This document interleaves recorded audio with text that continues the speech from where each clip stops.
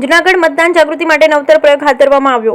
જૂનાગઢમાં વહેલી સવારથી જ મતદાન માટે ભારે ઉત્સાહ જોવા મળી રહ્યો છે, ત્યારે 50% મતદાન થવાની શક્યતાઓ વચ્ચે વધુ મતદાન માટે અવનવા પ્રયાસો હાથ ધરવામાં આવી રહ્યા છે, જેમાં ઢોલ નગારા સાથે નવતર પ્રયોગ હાથ ધરવામાં આવ્યો હતો।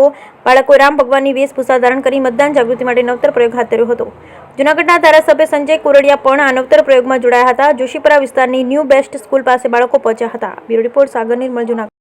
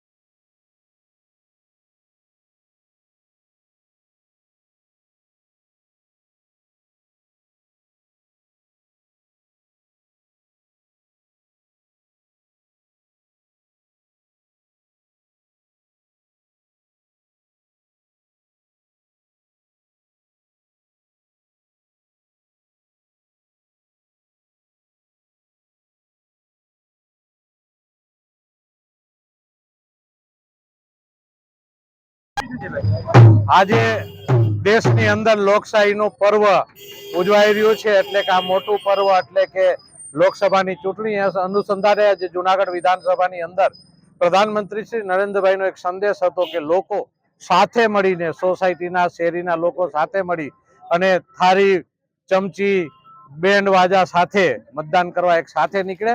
તો આજે જૂનાગઢની અંદર કંઈક અલગ જ રામમય વાતાવરણ છે। રામ, લક્ષ્મણ, जानकी, जय बोलो हनुमान की, एक લોકો સાથે આજે મતદાન કરવા જઈ રહ્યા છે।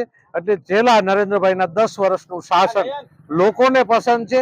લોકો રામ રાજ્ય તરફ જઈ રહ્યા છે, રામ રાજ્યનું સ્થાપ દેખાઈ રહ્યું છે।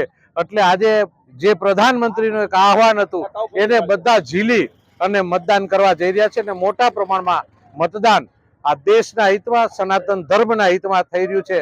ત્યારે ભારતીય જનતા પાર્ટી અને નરેન્દ્રભાઈનો નારો છે કે અબકી બાર 400 પાર। લોકશાહીનો પર્વ એટલે ચૂંટણી અને ચૂંટણીનો તહેવાર આજે જૂનાગઢમાં પણ ઉજવાઈ રહ્યો છે। વહેલી સવારે 7 વાગ્યાથી જ મતદાતાઓએ લાઈન લગાડી દીધી છે। ખાસ અલગ અલગ વિસ્તારોમાં અલગ અલગ લોકો અલગ અલગ રીતે મતદાન કરવા પહોંચ્યા છે। આજે આપણે જે જગ્યા ઉપર છીએ એ જગ્યા છે જૂનાગઢના ન્યૂ બેસ્ટ સ્કૂલ પાસે। ન્યૂ બેસ્ટ સ્કૂલ પાસે લોકોએ ઢોલ નગારા સાથે મતદાન કર્યું છે અને નાના નાના બાળકો રામ ભગવાનના વેશભૂષા ધારણ કરી અને આવેલા છે। ખૂબ જ અલગ વાતાવરણ છે, ખૂબ જ અલગ માહોલ છે। આપણી સાથે એના એક વ્યક્તિ જોડાઈ ગયા છે, આપણે એમને પૂછીશું કે કઈ રીતની વાત છે। આપનું નામ શું છે?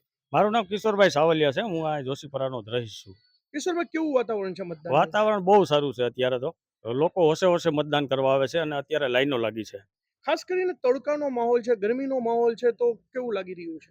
અત્યારે તો બપોર સુધી તો કઈ તકલીફ નહીં પડે, પણ બપોરે 2 કલાક જેવું આરામ રહે, વિરામ, પણ પછી પાછું 4 વાગ્યા પછી સારું મતદાન થાય એવી અમને અપેક્ષા છે।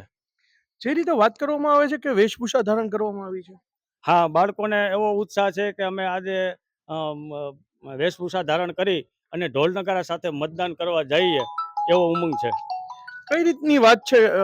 કેવું લાગી રહ્યું છે? કેટલા ટકા મતદાન થશે? અમારા અંદાજ પ્રમાણે 55 થી 60% મતદાન થાય એવો આશરો છે।